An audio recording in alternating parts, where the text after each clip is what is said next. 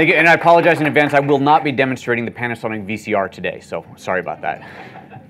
So I'm PhotoJoseph. My full name is Joseph Linaschke, but PhotoJoseph is where you'll find me everywhere online. And I am a photographer. I've been a photographer for a very long time. I actually started, I had my first SLR when I was 7 years old. My dad was really into photography, grew up with a darkroom in the house. And obviously my father had many cameras, and he bought me a Yashica FX3. Anybody here ever shoot with one of those? It's a long time ago. I can't even see you guys, so I'm going to pretend everybody's raising their hands. That's great. So yeah, I've been doing this for a while. I went through school doing photography, did photography all through high school, studied photography in university, got a degree in it, and then by that point, things were getting really technical and interesting in the software side, and so I moved into the tech world. I moved into the world of plugins for Photoshop and things like that, a company called Meta Creations, Meta Tools, HSC Software. Any of this ringing any bells? God, I'm old. Okay, so Photoshop 1.0, right? Look there, it's out there now. And through that part of the career, went into kind of digital imaging, and then of course things went into digital. I spent 9 years at Apple, and while I was at Apple, we launched iPhoto, and then eventually Aperture, which got me back into photography on a more full-time basis. Ended up doing a lot of shooting for Apple, and then in 2009, I left Apple to go do things on my own.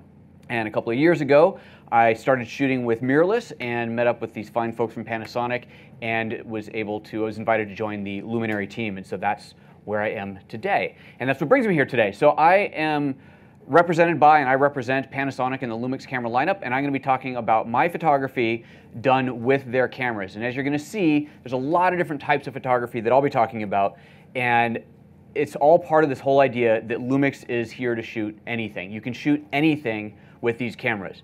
Back in the day when you thought about mirrorless as, oh, it's good for this, good for that, but not good for the other thing, well, those days are gone, and I'm happy to show you mostly, well, everything I'm going to show you today is all my own work, covering a lot of different genres, and we're going to hit as many genres as we can just to show that you can truly shoot anything with these cameras. So I want to start off with the simple question, why LUMIX? Obviously, there's a lot of different camera manufacturers out there, a lot of different camera brands, and these days, more and more mirrorless cameras as well. And the whole idea behind the mirrorless camera, of course, is that it's a smaller, lighter camera that doesn't have a mirror in it. When you take that whole mirror pentaprism out of the camera, you can shave off a lot of size and weight off of the gear. First of all, you no longer have the big old pentaprism, that's the thing on top that has the mirror in it. Now, some of the cameras will have that in there, or something that looks like it, but there is no mirror in there. And without the mirror, you are able to put the lens a lot closer to the sensor, which just makes everything allowed to be smaller, more compact. It's a really, really efficient way to build a camera, and more manufacturers are doing that. And so the question of why LUMIX can become very personal as far as, well, is it just about the size and weight? Is it about the tech? What is it? So I can tell you that for me, it's a lot of these things together. The size and weight is a big part of it. I used to be a Canon shooter. If you've ever shot with any Canon cameras or Nikon cameras, you know the size of these things. They're great cameras, but they're pretty big. Especially you get into the full pro gear, the 1DS Mark 3s and 4s and whatever they're up to these days on the Canon side. These can get really, really hefty and really big. And you pick up one of these smaller cameras and you go, it's so small and light. And suddenly I can have an entire camera kit. There's a body and 3 lenses that will fit in the tiniest bag. A lens like this I can fit in any of these lenses I can fit in my pocket. And it just makes the whole thing so much more portable, lightweight, and frankly more enjoyable to shoot with, because you don't feel like you're lugging around a huge amount of gear. If I go out shooting, say I'm here in New York and I just want to go walk around and do some street photography. Well, I want to carry a couple lenses because I want to have some options, so I got a body and a couple lenses. Well, that's everything. But if I have bigger gear, the camera weighs this, and there's a big lens here, and how many lenses do I really want to take? I'm not going out on a professional shoot. Do I really want to bring this? It becomes a debate. Do I or don't I bring it? When the gear is this small and lightweight, that debate largely goes away. You just take it because it weighs so little. And this camera, this one here, and we'll talk about models in a moment here, but this is one of the larger bodies. There are significantly smaller bodies than this as well in the lineup. Another one of the things that I really appreciate about this gear is the technology that's built into it. If you look at some of the other camera manufacturers, you've got a lot of really cool tech that you can buy to add on, accessories that you can add on, either software add-ons or hardware add-ons, or there's things you have to pay extra for to make the camera do. I find that is not the case with the LUMIX gear. All the things that you want, the time-lapse, the stop motion, incredible features like 4K photo and post-focus, which we're going to be talking about a little bit later, are all built into the camera, and sometimes you get things as free upgrades that come later after you buy it. You buy a camera today that doesn't have a feature that doesn't exist, but then a couple months later, a year later, a software update comes out and you get a brand new feature. Other manufacturers, the Canons, the Nikons, the big guys, they're just not doing that. So I'm really excited about the technology that not only is in the cameras today, but the stuff that's coming and that comes for free to the users. And I think that's a really significant thing to be able to have. So the technology that's in there is great. The size and weight of it is a great part of it. All of this wouldn't matter if the image quality wasn't there. Right? If the image quality was subpar to what I was getting out of other cameras, I wouldn't even touch it, wouldn't even consider it. I'm a working professional photographer. I do mostly commercial work and portrait work. I can't be giving my clients shoddy files. Right? I have to give them clean images. I have to give them sharp images. And if I couldn't get those from these cameras, it'd be a non-starter. So obviously, I am getting that out of these cameras. So there's no question about that there. And then finally, the last point I'd like to make is that I enjoy shooting with these. These cameras are fun. And yeah, this is what I do for a living. This is how I make my living, but it doesn't mean it can't be fun.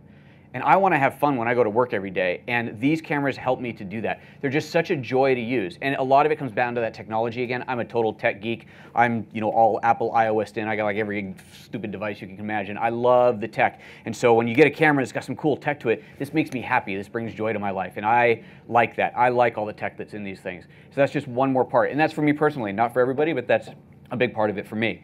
So there's kind of a why Lumix overview for me. So there's a few different cameras that I'm going to be talking about today. Now, you're going to see photos going back through a couple different years, a couple different generations of Lumix cameras. They're not all shot on the ones that we're highlighting, but the two top models that we are highlighting today are the Lumix G7 and the GX8.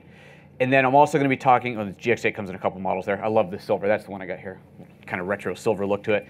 And then the GH4, which is a flagship model. So these are the three that we're going to be focusing on as far as what I've done most of the work with today.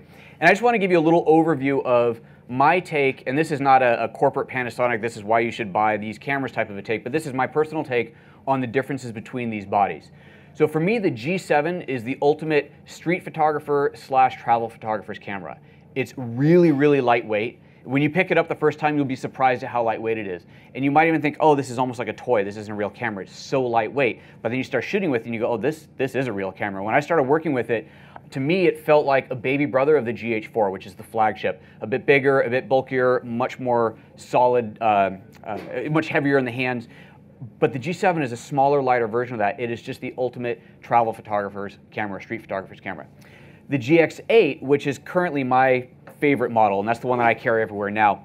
It's physically a little bit larger, but this has two things about it that make it really special. Now this is, if you're a still photographer, pure and straight, you do stills, video is one of those things you might do occasionally, but it's not your main focus, then this is really the camera you want to be looking at. The GX8 is the highest resolution micro four thirds camera. It is the first one to break the 16 megapixel barriers. This is a 20 megapixel camera in the micro four thirds size, so that's pretty special. And the second thing about this camera that's really exciting is it has something called dual image stabilization. You've all heard about image stabilization that's either in the body or in the lens. And image stabilization means that you can be hand holding at a lower shutter speed. The camera might be moving a little bit. I'm exaggerating here, but the camera can move a little bit and you can still get a solid shot. Now, with that technology built into the body, that means that you can put any lens on it and you get image stabilization.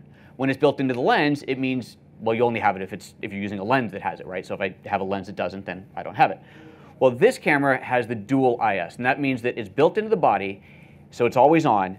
But if you also put on a lens that has it, it uses both simultaneously. It uses both the body and the lens stabilization at the same time.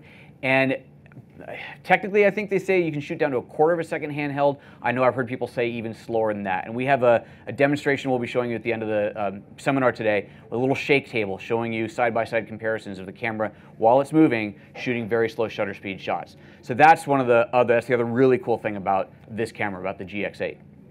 And then going up to the GH4, that's really the flagship. Now, it's a couple years old model now, excuse me, but it still has some of the best technology out there. It is so the H is for hybrid, and we're going to talk about hybrid. The GH4 is a video camera and a stills camera from the ground up. This isn't a camera that was made for stills that, oh yeah, it does video. It's not a camera that was made for video that, oh yeah, it does stills.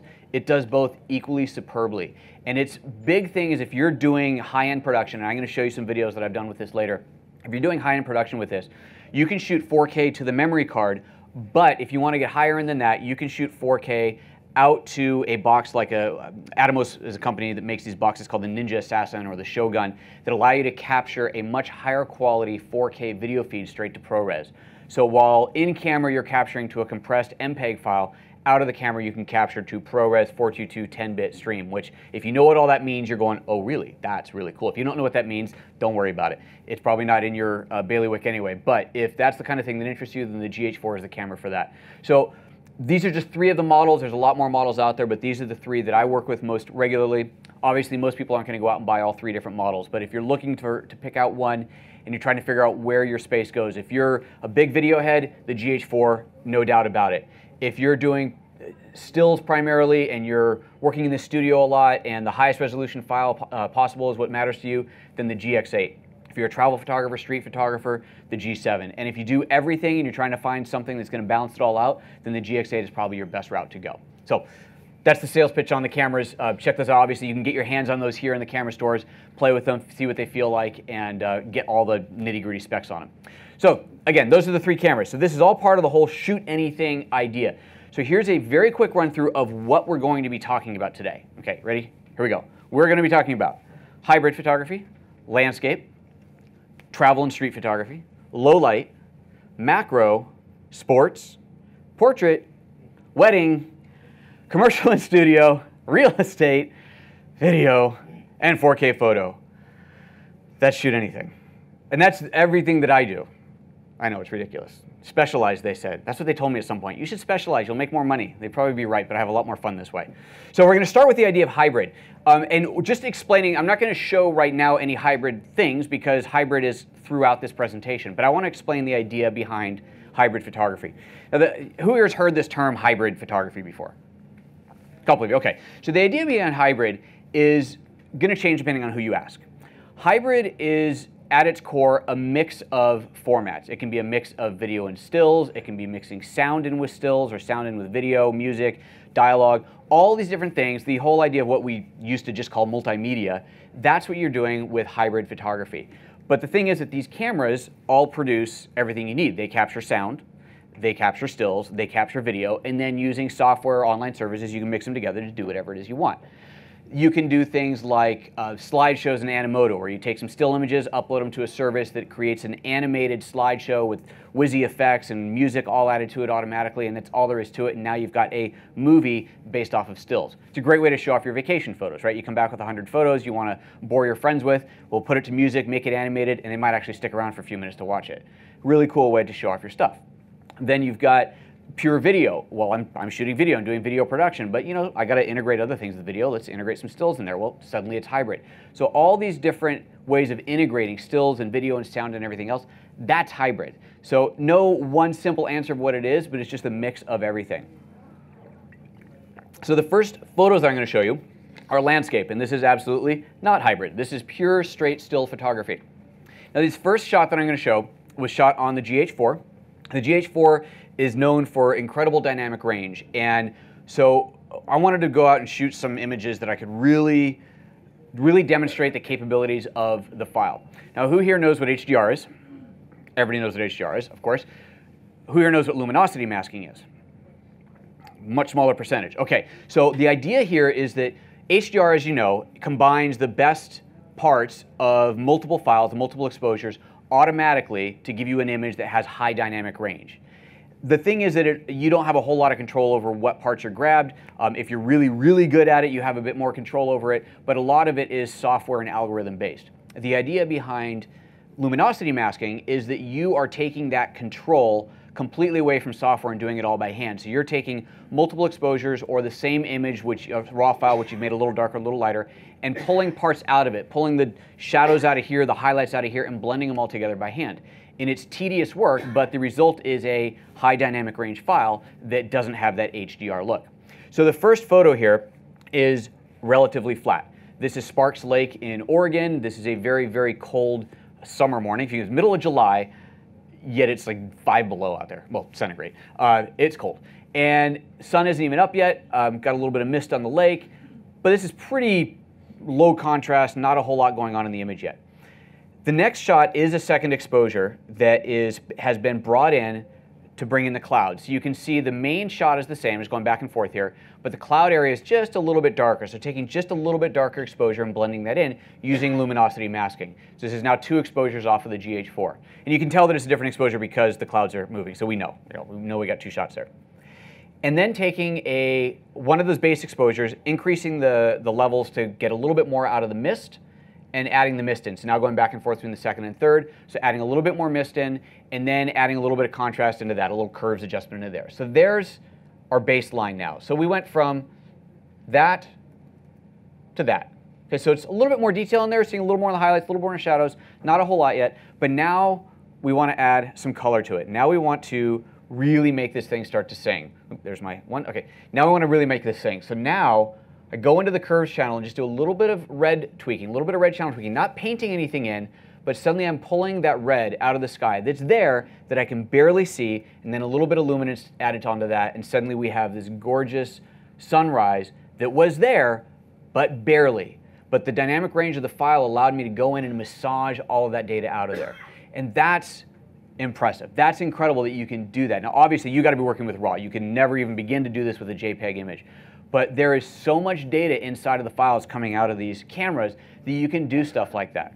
Now you can see even the pinks and the oranges showing up down there. All those colors, they're barely visible with the naked eye, but able to pull them out in software. So I show this to make this point that all of that data is in these files.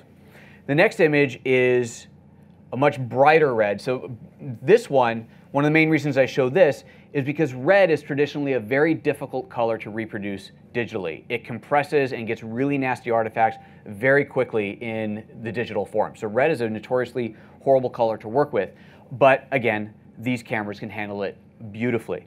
So this image, that one you'd think, wow, that's crazy saturated, you've done some insane Photoshop work to that.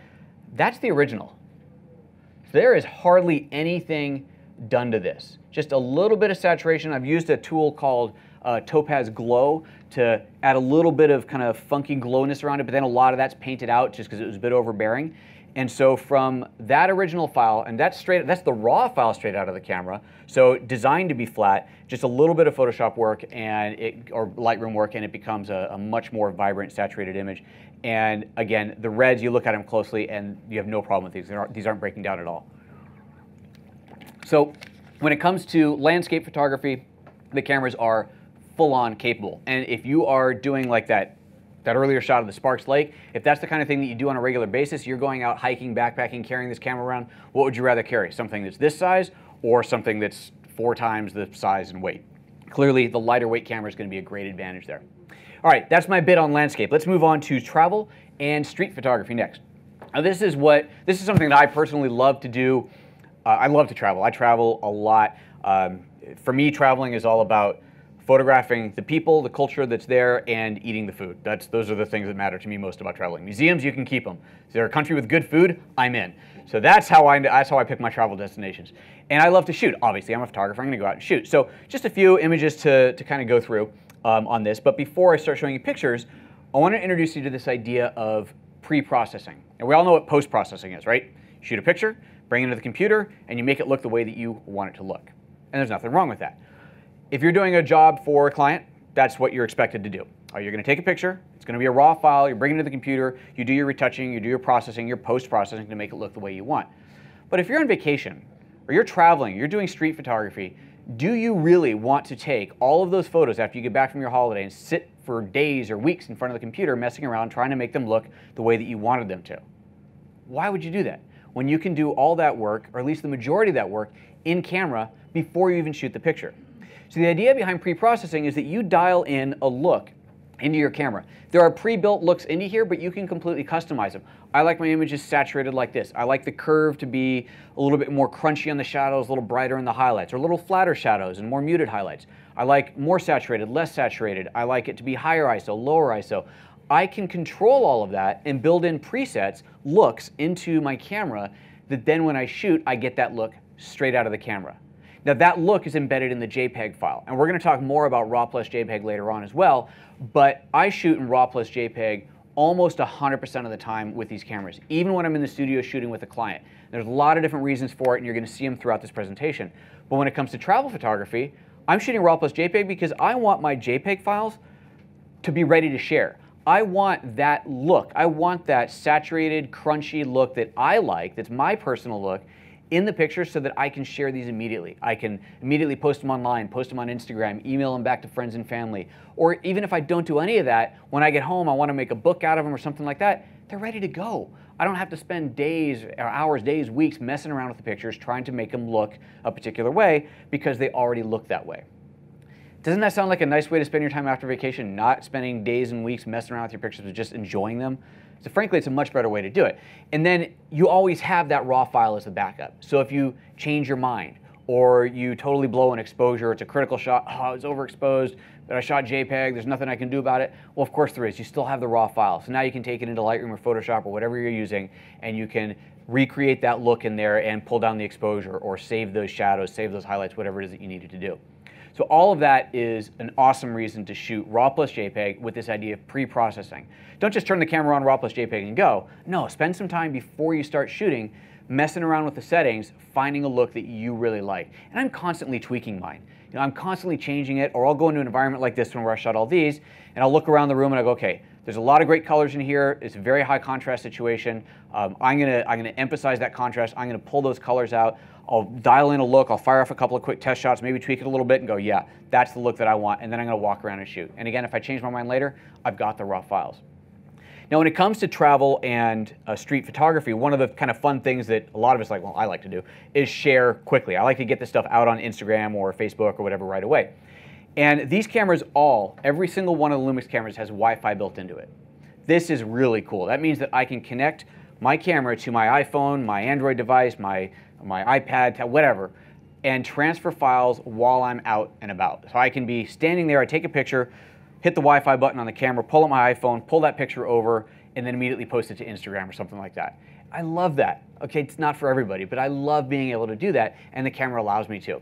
And then the thing on the left there, that's the Lightning SD card reader to Lightning adapter, so if you're an iOS user. And the reason I put that up there is because with the latest iOS update, 9.2, that now works with your iPhone. It used to just work with the iPad, but it now works with the iPhone. So you can pull the card out of the camera. If you don't want to use the Wi-Fi, you can pull the card out of the camera, pop it into that reader, and put it into your phone. Now, I've played with it a little bit, and I will tell you that if you are going to transfer just 1 or 2 pictures, then the Wi-Fi is definitely the better way to go. It's fast and easy, and it shows up there, and you can copy the files over very quickly. If you're going to copy everything off of your card, you want to copy 100 pictures off your card to your phone or tablet, then use the card reader. It's going to be faster that way. But that's kind of your balance there. So if you have both in your bag, you're ready to go. So the idea, of course, is that I can be out shooting, and I can shoot something like this, and I go, oh, I really want to post this, so copy it over to the computer, and boom, up it goes to Instagram, just like that. Again, this is Hong Kong. I love it. Street photography, love this. Pull it into my phone, maybe do a little bit of tweaking in one of the many apps that you've got options to tweak with in there. Snapseed is one of my personal favorites. Love Snapseed. Visco, most people have seen Visco. You can play around with that, get some really cool looks, and just very quickly get these things into your phone or into your tablet and up online, and away you go. So that's good fun stuff. Love that. Love that. All right, the next part of this whole travel photography thing is this idea behind 4K photo. Now, 4K photo is an interesting idea, and I think there's a little bit of confusion maybe about what exactly this means, because it's a new concept. This is something that is unique to the Panasonic LUMIX cameras, and when you first hear it, you go, okay, well, it's a photo, but it's 4K, 4K's video, I don't get it, what is it? So here's the idea. Straight traditional photo, you're shooting at 16 or 20 megapixels, depending on your camera. Just like every other camera you've ever shot with, it's a photo, that's it, end of discussion. Then you've got video. You've got high definition video, HD video, which is 1920 by 1080. And then you've got 4K video, which is double that in both directions, so it's 4 times the data. So now you've got a huge amount of data for video. But this isn't 4K video, we'll talk about that later. This is 4K photo. When you're shooting 4K video, you're shooting an 8 megapixel image. 8 megapixel video. Every frame is 8 megapixels. Now 8 megapixels doesn't sound like a lot because we're used to cameras that are shooting 12, 16, 20, 30 megapixels, a huge pixel data. But 8 megapixels is plenty to share online. 8 megapixels is an 8 by 10 image, 8.5 by 11 at 300 dpi. 8 megapixels is a lot more than people think it is. When you start adding those just a few pixels on there, that resolution or that megapixel count goes up pretty quickly. It's all math, right? That HD file is only 2 megapixels. Right? HD is nothing, that's only 2. But 4K, well, that's 8 megapixels. So it grows very, very quickly. So the idea behind 4K video is you're shooting video at 4K resolution, 8 megapixel resolution in a 16 by 9 aspect ratio that looks like video. Okay, well, that's cool, that's video. But this is 4K photo. So what's the difference? Well, there's two things that are the difference between shooting 4K video and shooting 4K photo. In 4K video, it's 16 by 9. And your shutter speed is likely to be somewhere in the 25th to 30th of a second range. It makes it look like video. When you play the video, it plays out smoothly. That's what you want. But if you shoot something at a 30th of a second and anything is moving, what are you going to get? Blurry picture, right? So that's not okay for still photography. Plus, it's that 16 by 9 aspect ratio, which we generally don't associate with still photography.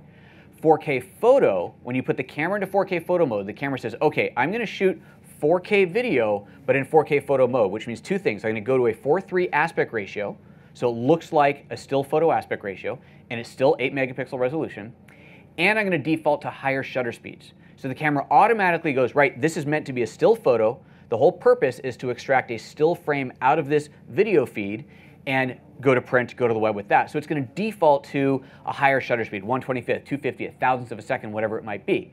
So you have those two differences, the aspect ratio and the shutter speed, that change automatically. You don't even have to think about it.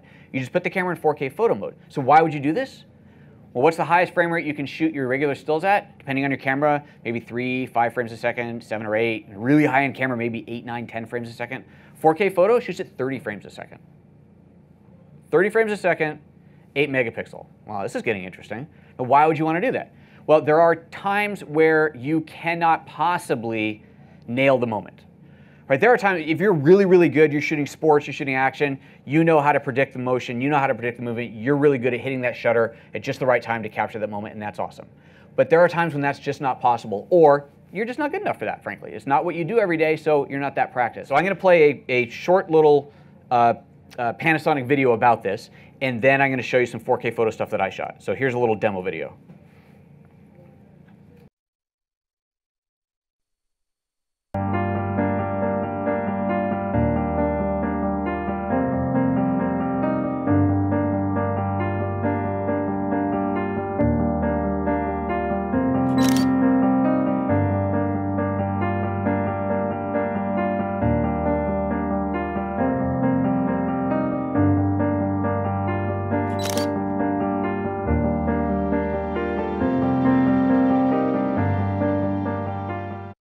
The idea there is that you're shooting this video, that you then go back and review the video either on camera or in your computer, and you find that frame or those frames that really matter and pull those out.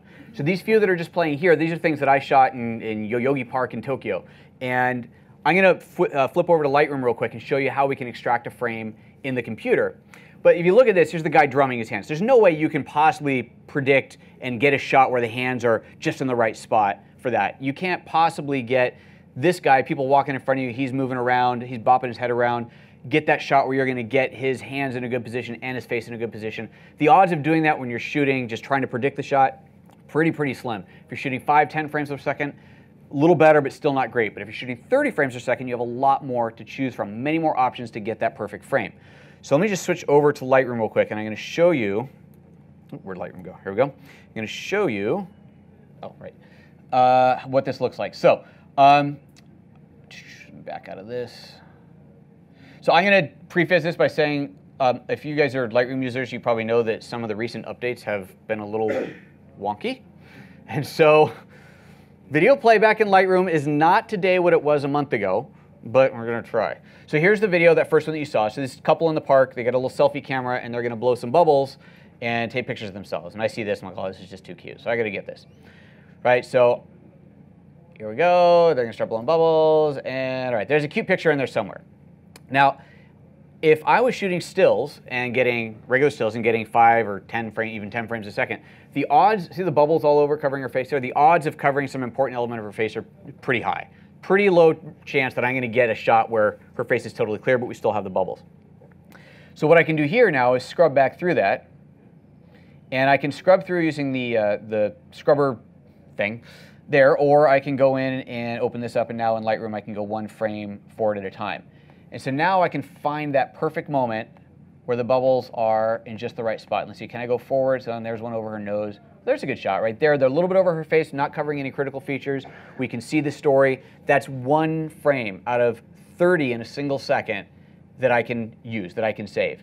So now I just go in here, and wrong button, and I say capture frame, and it extracts that out. Open this guy up, and there we go. It has just expanded that out to, yeah, it's hiding it. Anyway, it pulls that JPEG out, and you now have a JPEG of that particular frame. Same thing here with the drummer guy. Oh, come on, Lightroom, you can do it. There we go. Maybe, yes. So I'll play this, collapse this thing again, and hit play. And this guy's hands they're moving. I mean, that guy's fast, right? And this is full sun, so I'm able to shoot at a really high shutter speed. And you can see his hands are totally frozen there. So this is 4K photo. Remember, this is basically video at 8 megapixels, but you don't usually associate video with frozen action like that. When you see a video frame, it's usually blurry, but this video frame is not blurry. And let's go ahead back in, and I'll go frame by frame, and you can just find that moment when you find one where his fingers are just touching the drum pad or whatever it might be, and you can find that perfect moment that you want. Again, the odds of capturing that when you're just shooting straight stills, a lot lower than when you're shooting the 4K photo. So this whole idea of being able to capture that moment, when that moment is so fleeting that you're just trying to capture that one frame, it's a great use for it. Another one is if you've got kids, especially little ones, they're totally unpredictable, they're moving like crazy, they're all over the place. You can shoot these little 4K photo segments or those adorable moments, and you have a much higher chance of actually capturing that one perfect frame that you want. So really, really handy for that. When you get into the cameras and you start playing with the 4K photo modes, there are different modes that you have within it. There's 3 primary shooting modes. There's a start-stop, which is like video. You push the button and it starts recording. You push it again and it stops. There's the hold the button down, forget what it's called, where you just hold the button down and it's more like shooting fast frame rate. So as long as your finger's on the button, it's shooting. As soon as you take it off, it stops shooting. And then there's the pre-shooting, pre-roll, pre-something. Pre-burst, that's what it is. There we go. See, marketing terms. Pre-burst mode, the camera is always recording. And when you push the button, it saves the last 3 seconds? 1 second. Last one, I say this guy, tech guys here, they're gonna tell me these things. Saves the last 1 second of video to that file, and then for as long as you're holding it. So if you've got that kid who's doing that thing and you go, oh, that's so cute. And by the time you said, oh, that's so cute, and push the button, it's already done, right? But now you've got it. As long as the camera's there, you're holding, you're waiting. Oh, that was great. You got it this time instead of, oh, that was great after it happened. So super, super handy, different modes in there. All right, let's go back into Keynote here. That's 4K photo. We're going to talk a little bit more about that with some other newer modes a little bit later in the presentation. Now let's get into low light. Okay, so low light photography. Hey, everybody's doing it, right? You're out and about, you're shooting your either night photography, your handheld without a tripod, whatever it is, low light's everywhere. For me, low light often means commercial work on a very fast schedule. So this is just a simple example of it. This is one of my local clients, a restaurant in town, and they called me up and said, look, we're setting up our dining room for the first time as for a big party. And we need photos of the room all set up for that. But we're gonna have about 10 minutes by the time we're done setting it up and the guests start to get there. We need shots. I don't have time for you. You can't bring in lights. You can't set up lights. You can't set up tripods. You just gotta come in and shoot it as quickly as you can and get out. So nothing particularly fancy, but the fact that I can shoot at 3200, 6400 ISO, go in handheld, get the shots, and get out of there very quickly makes a big difference. And again, in a case like that, I'm going to shoot RAW plus JPEG. And all those images you just saw, kind of backed up a little too far, there we go. All those images you saw, those were all JPEGs out of the camera because, you know what? I like the way the JPEGs looked. I got the exposure right. I got the color and the look right. I think the JPEGs look great. That's what I'm going to deliver to the client. Why should I mess around with the raw files if I don't need to? The client doesn't care where the file came from. All they care about is that they got a good image. So in a case like this, low light, handheld, I can get the job done in record time. Literally for this, I sat there with my family in the restaurant having some dessert and drinks. The client comes to me and says, right, you're in. Pick up my camera, go in, 10 minutes, get the shots, come back down, sit back down with the family. Client's got their shots, and I've got drinks with my family. Pretty cool stuff. Now another great advantage of the low light, another thing with the low light is that dual image stabilization that I was talking about in the GX8. So I just throw that, why isn't it up there? There it is. Throw that slide up there again just to remind you that that is a great low light capability. The fact that you can handheld with this camera at such a low shutter speed really plays into that low light shooting scenario. Now obviously if the subject is moving, you can't, the camera can't control that. But as far as you hand holding the camera, no tripod, low light, you don't want to shoot it 64,000 ISO, you want to shoot it at a reasonable ISO and hand hold that shot still, that camera is going to allow you to do that. So low light throughout, obviously good thing to have a good quality image out of any light in the cameras. All right, let's talk about macro for a little bit. Macro.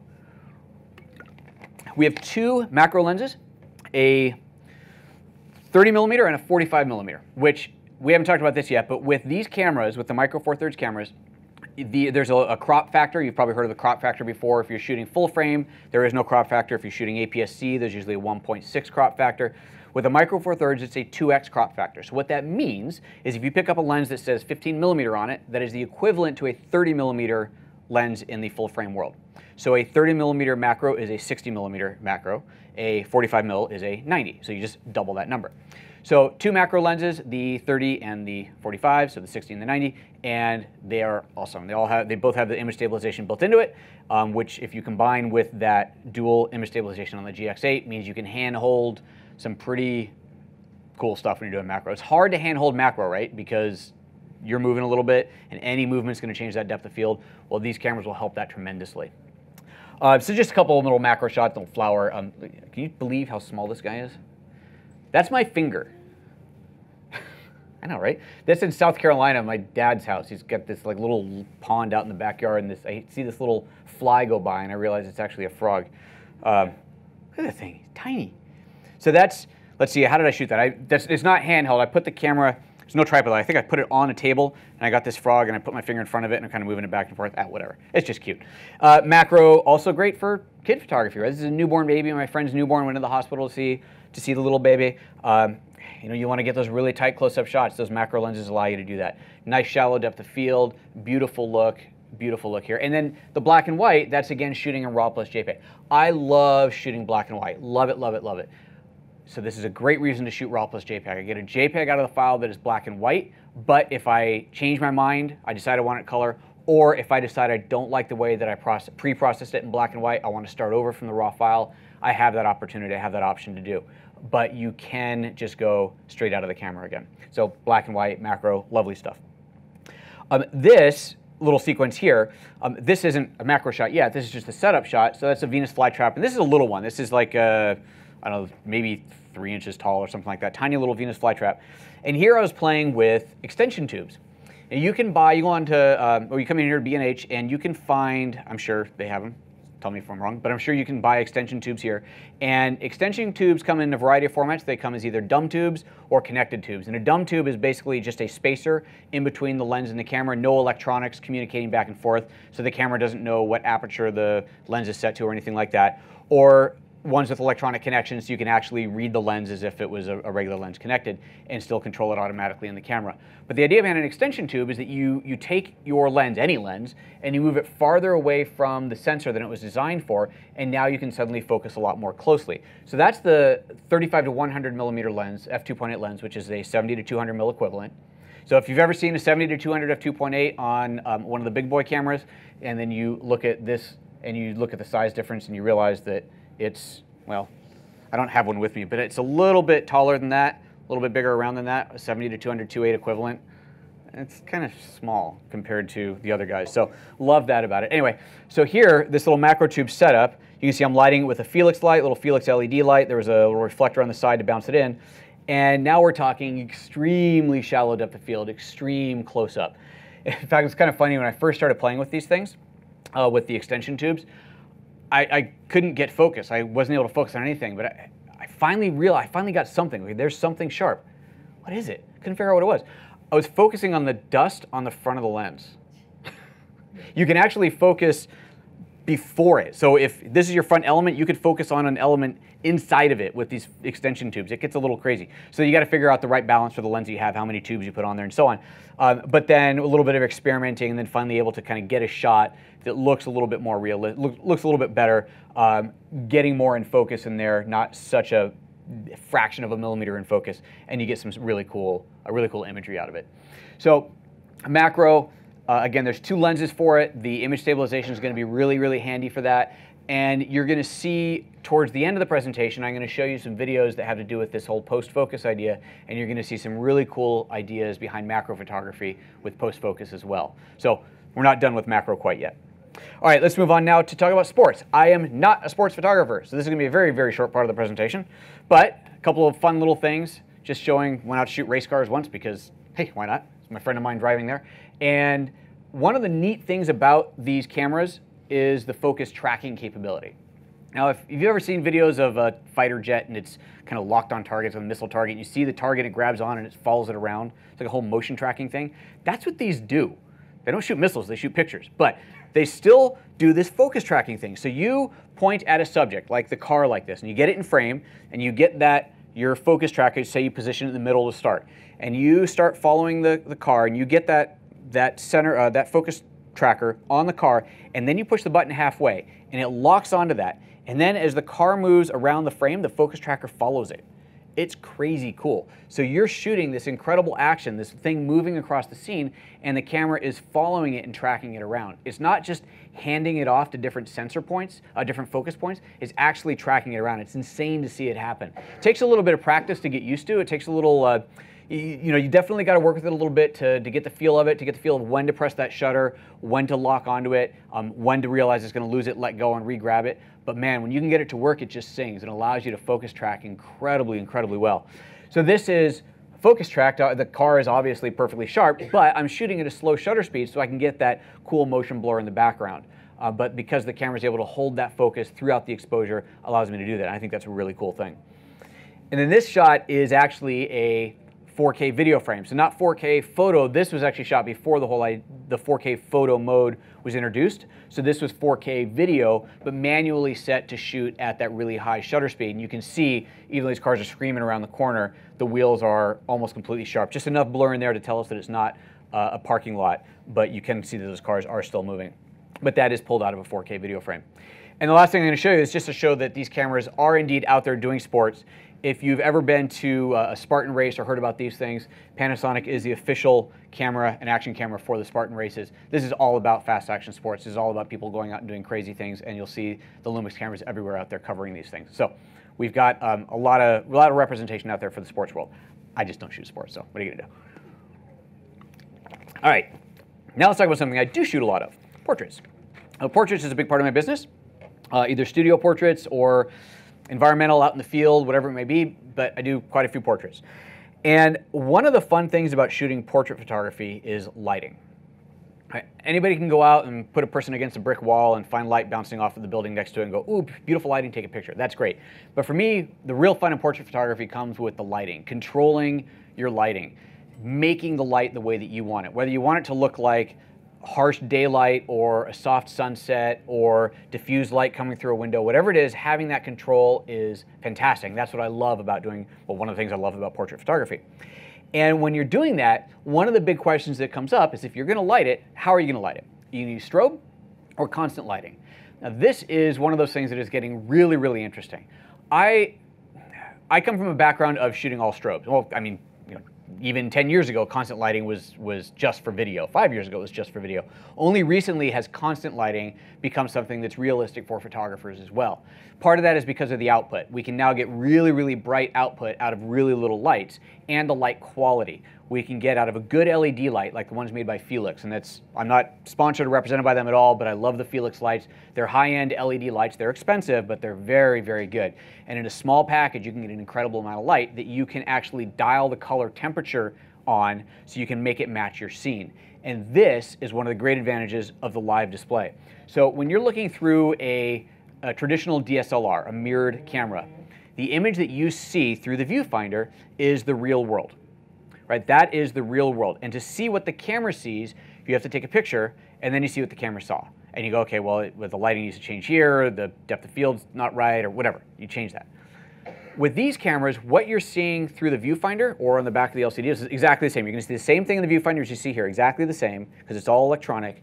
you're going to see what the camera is going to capture before you push the button. So now you have the ability to adjust your exposure, adjust your lighting, adjust your diffusion, adjust bounce cards, adjust all of those things and get it right before you take your first picture. That when the next picture I'm about to, well, I'll just pull it up. This picture on the left here that I wanted to show some kind of build-up shots to show the ones that weren't good leading up to it, and I realized I didn't actually shoot any because I didn't need to. So what's special about the shot on the left, this is shot with an LED light, and we are in, so she's a chef obviously, we're in her kitchen, and the lighting behind her on her cooking hob is LED. So it's this really, to the naked eye, it's this intense blue because the light in the room is some horrible fluorescent. Frankly, I don't know how you cook in that, but that's what she's got. So horrible fluorescent overhead light, but then this LED light that's a completely different color temperature in the hob. The lighting on her, I'm balancing for that, and that looks good on her face. The lighting on the back, because I've balanced for the fluorescent-ish light on her, has gone to blue, and that's cool. I like that. It makes for a good look on here. That's cool. But now I need to light the underside of her, because where her arms are crossed there, that's just dark down there. It's a dark floor. There's no bounce on there. We're not really seeing it. And I tried a bounce card, and there just wasn't enough light from overhead to bounce light in. So I got to light it. Okay, no problem. So I could bring a strobe in, but now with the strobe, I've got to figure out how to balance that color temperature up above with the strobe. The strobe's putting out daylight, 5,500 degrees Kelvin. That's what the strobe is going to put out. The light coming from overhead is probably 3,600, maybe 38, maybe 42, who knows, because it's mixed. You got bulbs that are dying, you got bulbs that are brand new, all different color temps. It's a nightmare. So how do you balance that? Well, I could stand there with a bunch of CTO gels, color temperature orange gels at varying degrees, and start swapping them out and trying to match it. Or I take a LED light that's color temperature controllable, like the Felix one. I position it where I want it, diffuse it the way I want it, and then I just dial the temperature. And while looking at the back of the camera, I go 2 blue, 2 orange, there's the spot. And I find that sweet spot and I start shooting. That is so cool. And with the color temperature controllable lights and a camera like the Lumix where you can see exactly what you're gonna get before you take the picture, the first shot out is the right color temperature and it looks great. So that is really cool stuff. And then the one on the right, same thing, same lighting, totally different room. We're actually by a window here, so we've got natural light coming in, but I still need to balance out the light, add a little bit more to it. So using these same LED lights to dial in that color temperature to make it look the way I want it to look. And that is just so cool to be able to do. But obviously, LED lights isn't for everything. So this next batch, I just shot these last week. It's an auto repair shop in town. They needed new portraits for their new employees. And so this is a bigger room. I need more light. I want a really big diffused light, so I've got 2 Lumix flash heads inside of a big umbrella, wirelessly controlled. So this is another really cool thing about shooting with the strobes with these cameras. If you're shooting with the Lumix strobes, you have control over those lights from the camera. So I have three banks, A, B, and C. I can put multiple flashes on each bank, and it's all completely wireless. And from the camera itself, I can say, take bank A and overexpose it half of a stop. Take bank B and let's bring it down 2 stops. C, we're gonna leave it right on. Or I can say we're gonna leave A on TTL and we're gonna put B in manual, and I'm gonna do full manual control. And I can do all of that from the back of the camera. So I can have light spread up all over the room and then control everything from the camera itself, which is really, really cool to be able to do. Now I do, as I said in the beginning, a lot of studio photography work as well in my studio, and then I like to work with bigger lights. I like to work with, I shoot with pro photos. And now we're talking pure manual. There's no automation at all in here. Pure manual exposure, so I've got big lights, big diffusion panels, dumb wireless triggers, and it's just straight manual all the way through, and that works perfectly too. It's great to know that with these cameras, I can shoot all these different ways. I can shoot with the LEDs, I can shoot with the on-camera or off-camera small strobes, or I can shoot with the big studio strobes. Even though I'm shooting in a big studio and I'm shooting with this little camera, it works perfectly and it's awesome. And I'm getting, again, as I said in the beginning, certainly getting the quality out of it that I need. Going back to LED for a moment, one of the challenges with shooting with big strobes, especially big ones like pro photos, is you often get too much light. Right? If you want shallow depth of field, then you got to shoot wide open, right? And if you're shooting wide open, you don't need as much light in the room. Well, my favorite lens I didn't bring it with me, but it's a 42.5 millimeter f1.2. So that's an 85 f1.2 equivalent. That's really shallow depth of field. It's a beautiful lens, beautiful portrait lens. I want to shoot in the studio. I want to shoot wide open or maybe at f2, but I can't shoot with my studio strobes. It's too much light. I cannot get those lights down enough. I actually have one of my diffusers, one of my modifiers, a big octobox. I have cut I think 3 or 4 sheets of vellum in this octa shape that I can put inside of it so I can knock the light down more and more and more. And that works for some things, but still sometimes I just can't get a small enough light out of this big light, but I still want that big light quality. So this goes back to the whole LED idea. This is 2 LED lights. This is shot wide open at f1.2. This actually is a test shot. This is my buddy Sean, who's a filmmaker, and he was just in the studio when I got these, playing with them. Like, oh, here, dude, stand over here. I want to try this out. 2 lights, one hitting on the side of the face, one on the background there, and I'm able to shoot wide open at f1.2, and you can see that beautiful shallow depth of field, that beautiful bokeh. And you couldn't shoot that with a strobe because you'd get too much light out of it. But I'm able to put these LED lights in a big diffusion panel and get that really nice soft light. You see a nice catch light in his eye, perfectly sharp on the eyelash, way out of focus on his ear, that nice shallow bokeh that I wanted.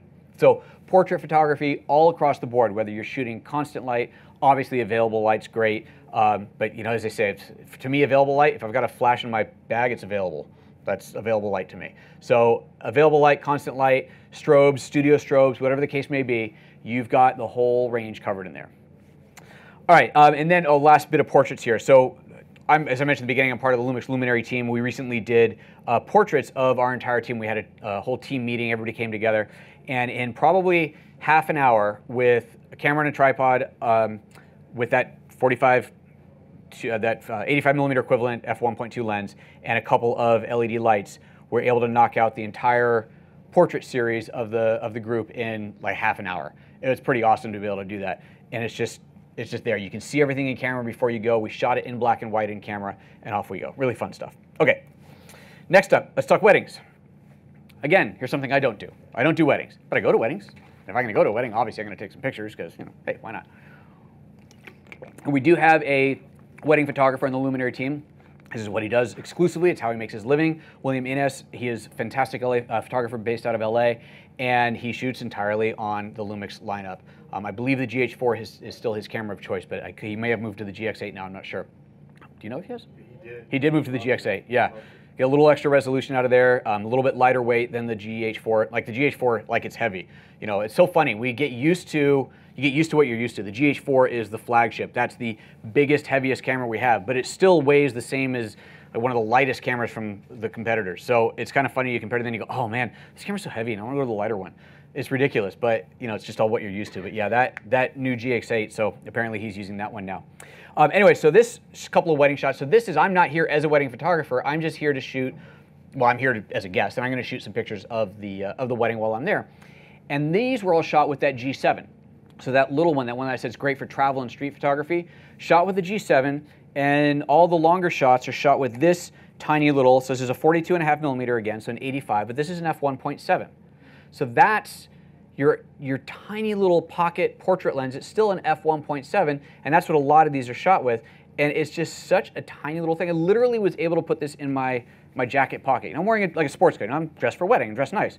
I got this in my pocket with the G7 and another small lens. Let's see, the 15, so a 30 mil equivalent, also f1.7 Leica lens that's on here now. Those two lenses is a great setup. So there's a 30 mil and a 90 mil, and that package, and the G7 is actually smaller than this GX8. Incredible, incredible package, and you can do all of that from the sidelines. You can shoot in electronic shutter mode. That's something else. I almost forgot to mention that. You shoot electronic shutter mode with these, which means the camera is perfectly silent. Perfectly silent. In fact, if you're not shooting wide open, you will hear, no one else will hear, you will hear because the camera's here, you'll hear the aperture close down and open up.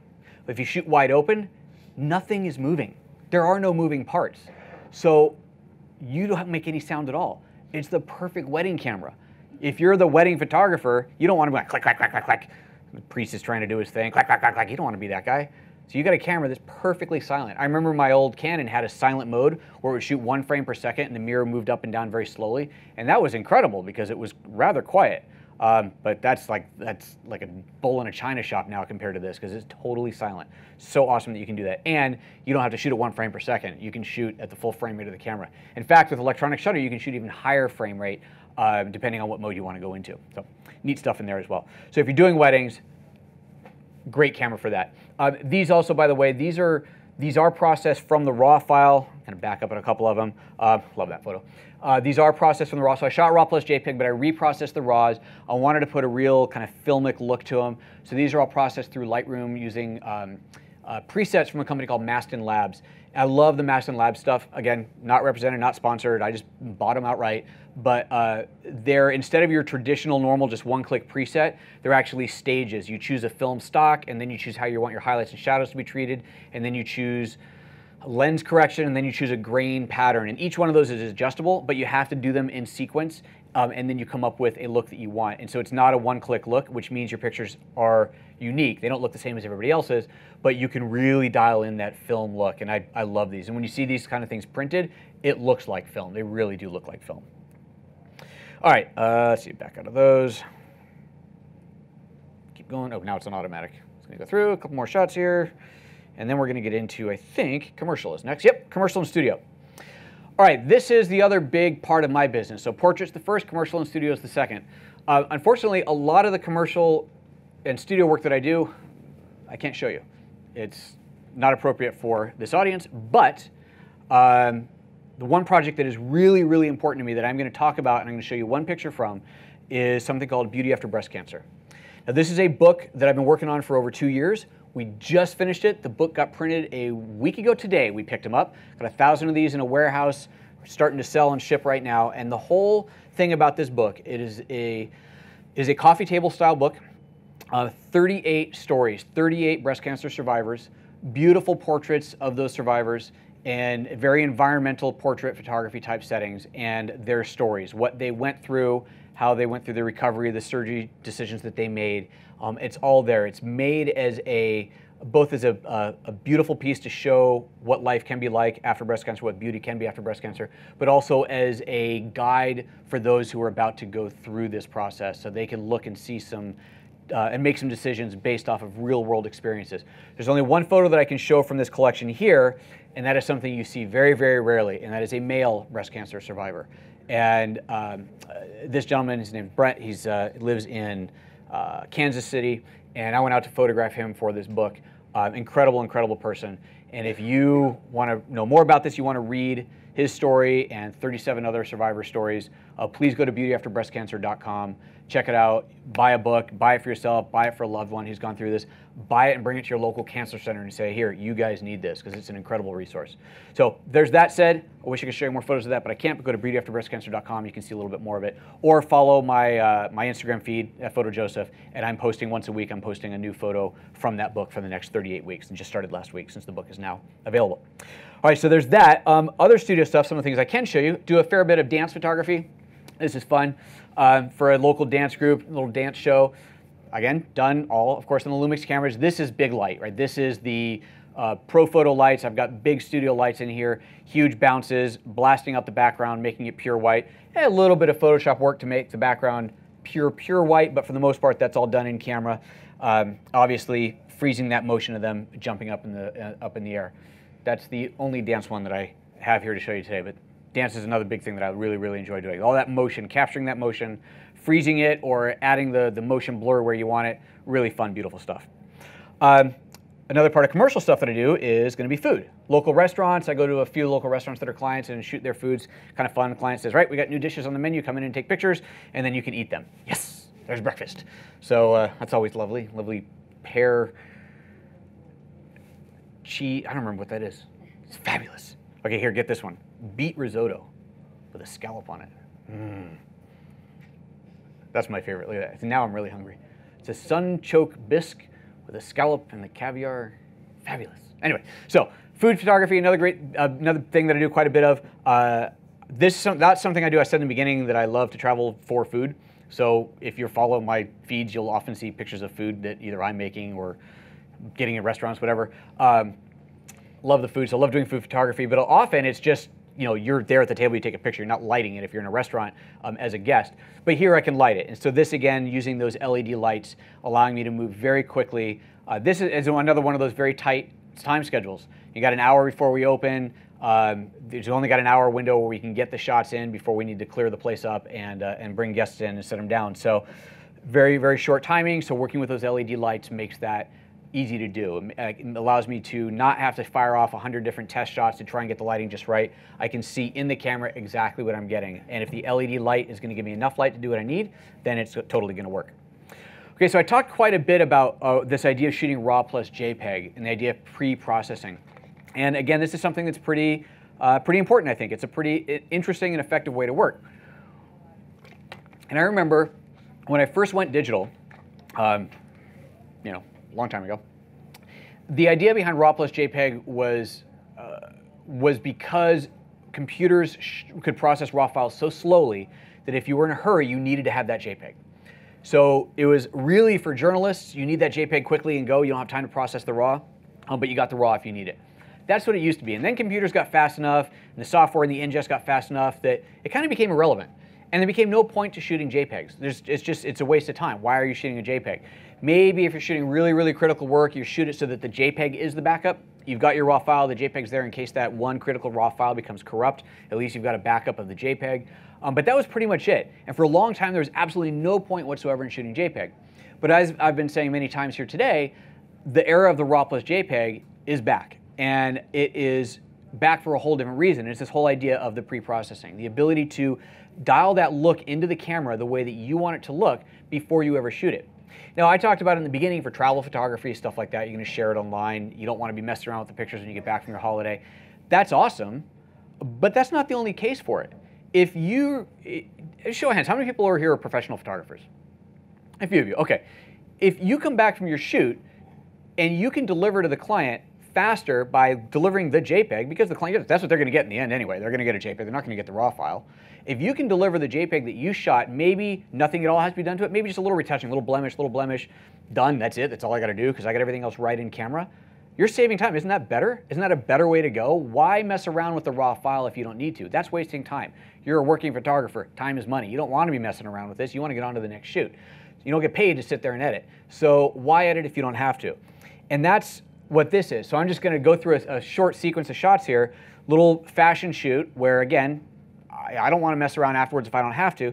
So there's the RAW file. That's just, so I mean, we're looking at a JPEG, but this is a JPEG rendered from the RAW file in Lightroom with no adjustments made at all. And then there's the JPEG that the camera produced because I dialed in that crunchy, slightly muted look to it. So there's your JPEG, there's the original RAW, and there's the JPEG. Well, I love that look. The client loves that look. They saw that look on the camera in the field. They approved the look in the beginning of the shoot. Now this is pretty cool, right? I can dial in a look, I can show them on the back of the camera, or I can Wi-Fi it over to my iPad and show them a nice big one and say, look, do you like the way this looks? And they can say, oh, it's a little too saturated, or the blacks are a little too crunchy, or whatever it is.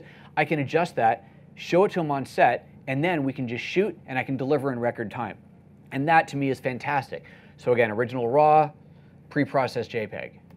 Original RAW, beautiful image, a bit flat. It's a very flat day, clouds overhead, a totally overcast day.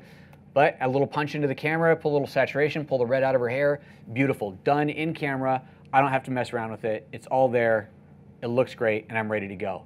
And that, to me, is a huge part of being able to work with these cameras, to be able to see that look on camera while I'm shooting.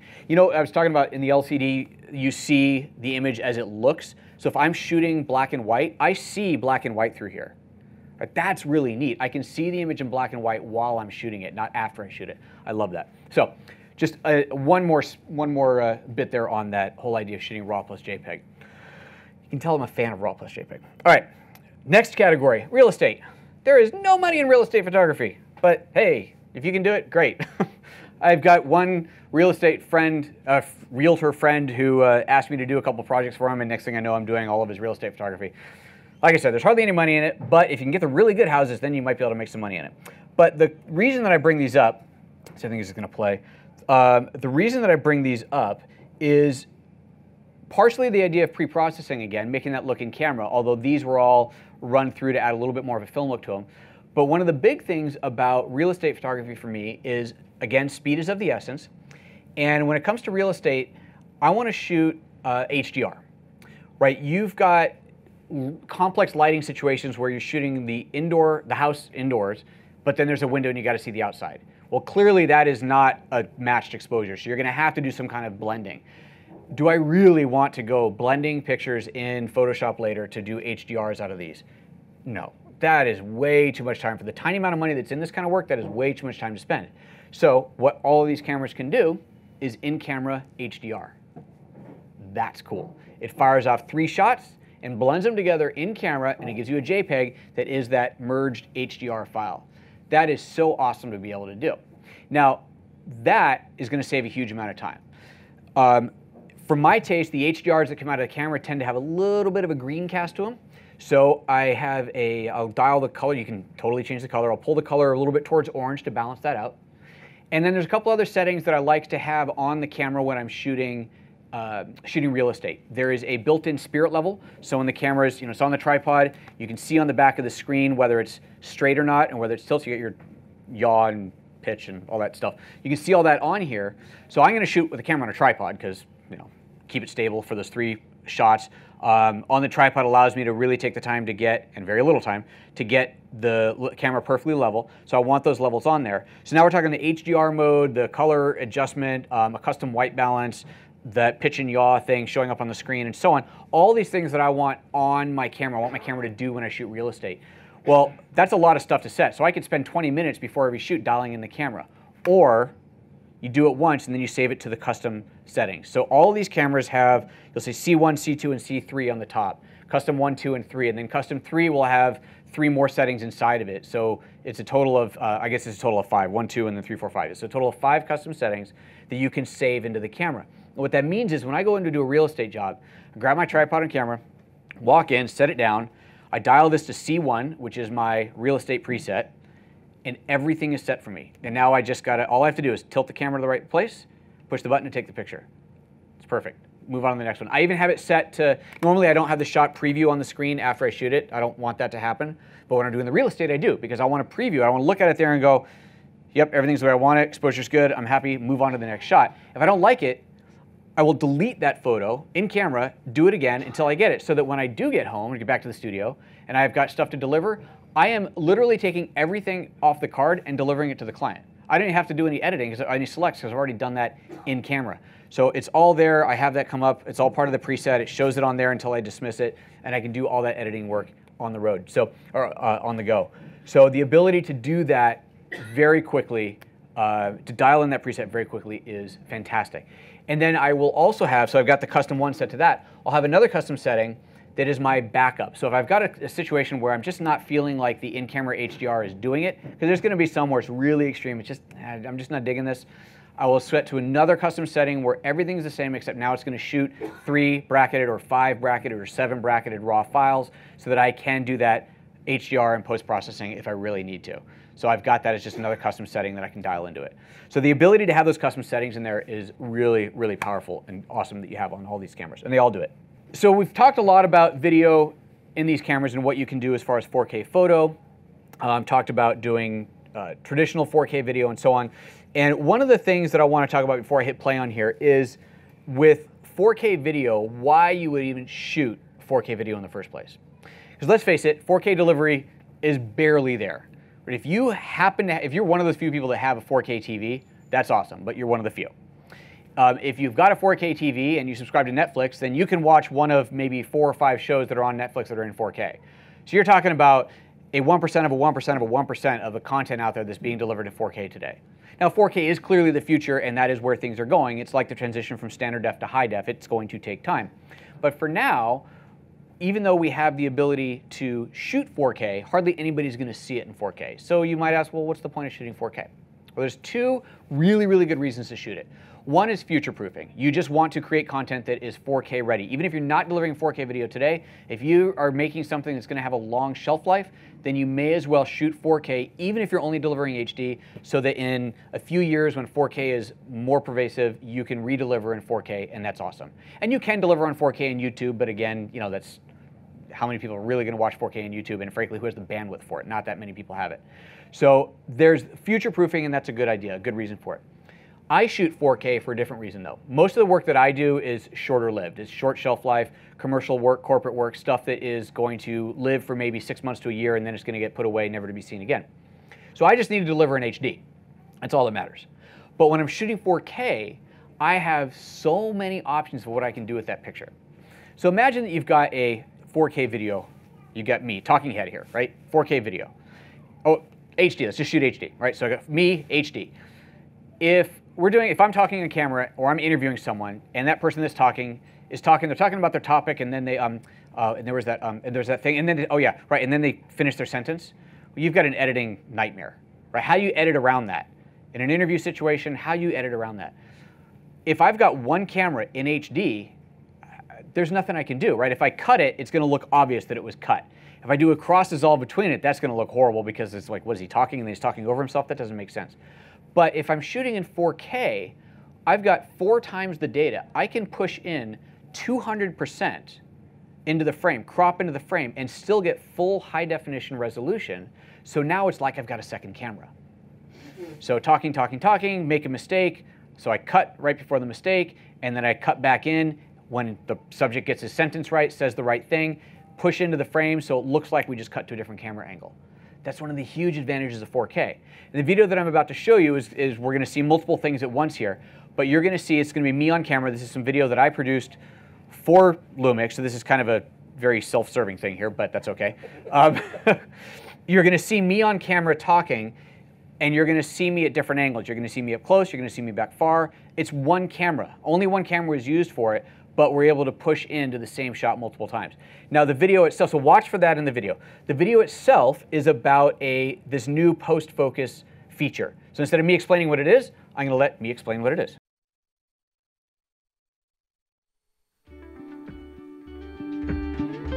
I'm PhotoJoseph, photographic storyteller and a LUMIX Luminary. My Panasonic LUMIX GX8 just got an incredible free firmware upgrade with a brand new feature called Post Focus. The idea behind Post Focus is that you can select what part of the photo you want to be in focus after you take the picture. And how it works is really clever. Post Focus is a new 4K photo mode. In case you're not familiar with 4K photo, let me tell you about that first. We all know that modern cameras can shoot at a pretty fast frame rate, or frames per second. Some cameras can shoot 3 to 5 frames per second, others can shoot 6 or 7, and some can even shoot 11 or 12 frames per second. But when you're shooting in 4K photo mode, you're not shooting regular photos. You're technically shooting 4K video at 30 frames per second, then saving individual frames of video as stills. A single frame of 4K video is over 8 megapixels. At 300 ppi, an 8 megapixel photo can be printed at more than 8 by 10 inches. That's a magazine cover. And of course, it's way more pixels than you need to share on the web. So while 8 megapixels seems small by modern standards, and certainly is smaller than the 20 megapixels that the GX8 shoots stills at, it's plenty of resolution for most prints and certainly all web use. When you shoot in post-focus mode, the camera automatically racks focus all the way through your scene while recording in 4K photo mode. That means you can go back in later and choose the frame that's focused on the exact spot you want. This is what you see on camera when shooting in post-focus. As the camera records, focus moves from the front to the back of the scene. The green rectangles show what the camera is focusing on. Then, to view different parts of the photo in focus, you just tap the screen. Focus snaps to wherever you touch, so you can save that frame. Or to get really precise, you can zoom in and turn on focus peaking and slide the scrubber to choose the precise frame where focus is exactly where you want it. Then the export button saves that frame as an 8 megapixel JPEG. Post focus is incredible. It opens up a whole new world of exploration and opportunity. I took a Panasonic LUMIX GX8 to San Francisco to see just where post focus would come in handy, and I found all kinds of great uses for it. First off, any scene where you're not sure where the best point of focus would be is a great place to start with post focus. Here I'm shooting the sea lions, but the seagull's a great element too. Once shot, I can choose to save one frame or the other, or both. You already saw the figurines in the Chinatown shop, which was a great place to explore post focus. Cool statues, colorful dolls, teacups, this guy, endless opportunities. Sometimes you know exactly what you want to focus on, in which case, just shoot it. But sometimes you're not sure what will make the most interesting picture. I think that makes post-focus a great educational tool for learning and exploring photography. Let's say you're taking a shot of your food, like this beautiful setup here. Should you focus on the food in the front, on the teacup, the mochi in the back? Using post-focus, you can shoot it once and explore it later, and then decide what you like best. Another place I took the camera was to the San Francisco Botanical Gardens to shoot some flowers. When you're shooting macro, your depth of field is really shallow, which means you have tons of choices on where to focus. You could easily shoot a dozen different focus photos of a flower, but later wish you'd focused on a totally different spot. With post-focus, that's no longer a concern. Also, while post-focus isn't designed for action photography, it turns out that it's a great tool for photographing flowers that are bouncing around in the wind. If you fire off a few post-focus shots, you're going to get many perfectly sharp photos, even though the flower's moving. In fact, I even found a bee that had obviously no interest in sitting still, yet I managed to get some really nice shots of her. Post-focus is an exciting new feature with tons of potential. In this video, we've only scratched the surface and only talked about saving frames in camera, but you can do that in the computer as well, and even utilize a series of frames for focus stacking. Be sure to watch the next video to learn all about that. And to learn more about post-focus and 4K photo in general, visit the URL on your screen now. Because I'm going to play that next video to talk about the focus stacking. But as you can see there, the whole idea behind post-focus, this concept that you can shoot a 4K video, it's just like shooting a regular picture. You just point the camera at your subject, you push the button, and instead of just firing off one shot, it shoots this very short video as it focuses through it, allowing you to go back in and choose that focus point later. This is a brand new feature that came as a free firmware update to 3 cameras to begin with, the G7, the GX8, and the FZ300. Did I get that right? Yes. So 3 cameras that were released right away. And it is, like I said, a free firmware update. So if you own one of those cameras, you just got to download that over the internet and stick it into your camera. Very, very cool thing to be able to do. Now, in that video you saw, there was just one, I think, shot where it was pushed into me a little bit, so it was a tighter frame, but that was that whole 4K photo thing at work. And the next one, you're going to see a little bit more of that. And in the next video, you're also going to see a second camera angle. So that was shot with a second camera, but it was actually the same camera just shot separately. So the close-up shots that are look like a different camera angle are a different angle, but they're just the same camera, just moved, shot afterwards, and then inserted in. So it's amazing what you can do with the single camera, with clever editing and, of course, timing the shots and making hand moves the same. So if I reach to something, like say I go to, if I were on a camera like this and I reach down to pick something up off the table in the wide shot, and then I want a close-up of my hand, but I'm going to shoot it 2 hours later, I just got to make sure the camera's in the same spot, got to make sure I get the same hand motion down to pick it up, and we can shoot that tight close-up, cut it in later, and it looks like I was shooting with multiple cameras at once. So all these things are possible. So all right, now we're just going to watch this next video that talks about focus stacking.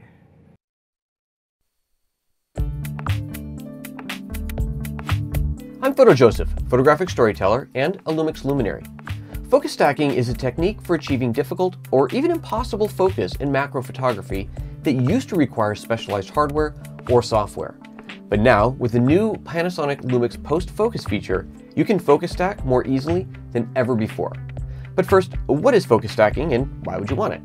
Let's start with a little explanation of the limitations of macro photography. I have a setup here of a few trinkets spaced out evenly from the camera and lens, and I want to create a photo where just the middle objects, the eggs, are in perfect focus. When shooting macro at wide apertures, the depth of field is very narrow, sometimes just a few millimeters. When you stop your lens down to get a larger depth of field, more in focus, you're using less of the lens.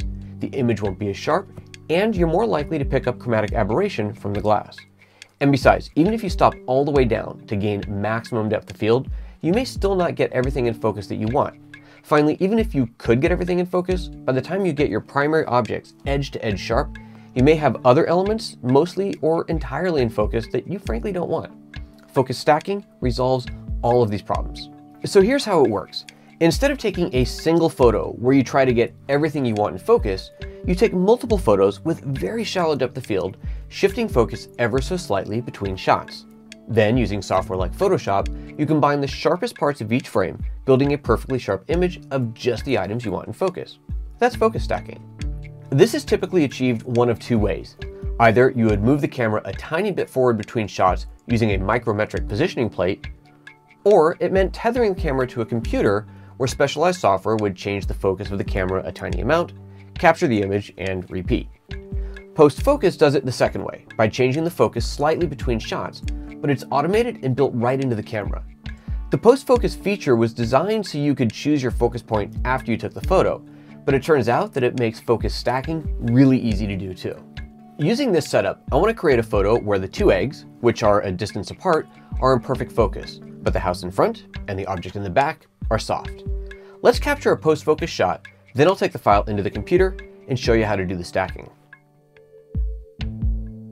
Watch carefully as I press the shutter. You'll see the camera focus on the front, middle, and rear subjects as it records the post-focus image. All I really want in focus are the two eggs, so we'll throw away a lot of these frames later. Now that the post-focus image is captured, I can tap on any part of the screen to see that element in focus. Here's the house, the first egg, the second one, and the background. Perfect. To convert this 4K post-focus file into a focus stacked image, we'll need to bring it into the computer. I'll copy the file off the card and open it in Photoshop. Once you've opened the video file in Photoshop, the timeline window will open automatically, where you can click play to preview your clip. As you can see, the focus racks through and snaps from the house in the front to the eggs in the middle and eventually to the back. As I mentioned before, what I want is to build an image where both eggs are completely in focus, but the house and the background are soft. I'll grab the playhead and drag it around until I find the first frame where the front egg is in focus. When you get close, you can move back and forth one frame at a time using these buttons. Once you've found the first frame, with the clip selected, click on the scissors icon to cut the clip.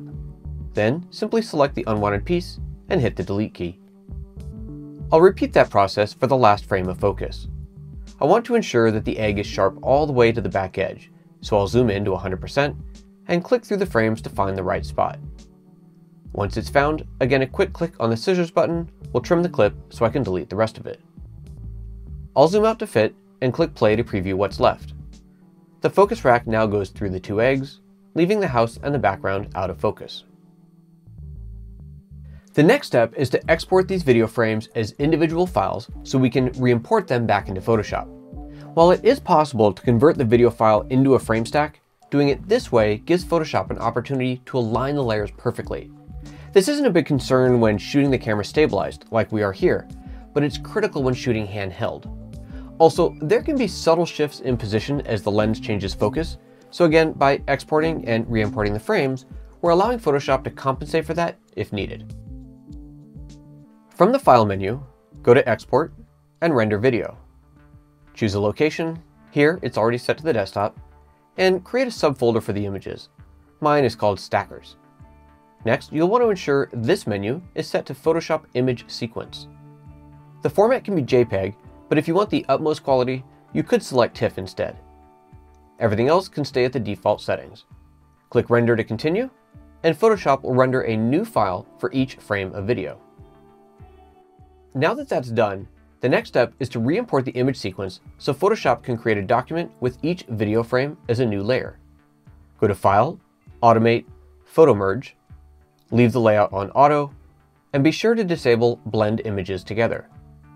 I'll browse for the photos that were just exported, select all of them, and click OK. Photoshop will take a few moments to assemble them into a layered file. Now it's time to blend the layers together. First, select all the layers, then from the Edit menu, choose Auto Blend Layers. With Stack Images selected, click OK.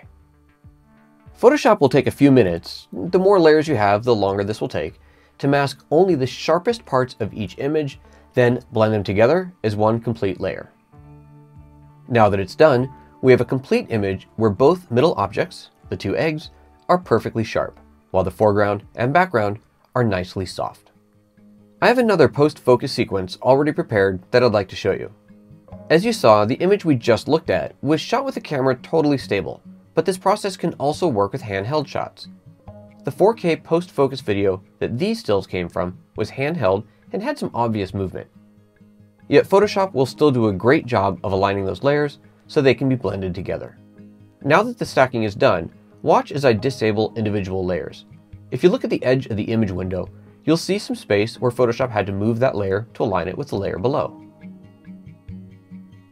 I'll select all the layers, and again from the Edit menu, choose Auto Blend Layers, Stack Images. OK. Give Photoshop a moment. And here you can see that once again, we have a perfectly focused image from the front mochi, through the teacup, to the mochi in the back. Yet the pebbles just behind those are nicely soft. Focus stacking has never been easier. The new post-focus technology in the GX8 means you no longer need specialized hardware or software to control focus, which makes the entire process so much faster. Whether you're shooting creative macros or cranking out catalog work, this new capability makes focus stacking available to everyone. Also, if you haven't seen my other video highlighting all the benefits of post-focus, be sure to watch that one too.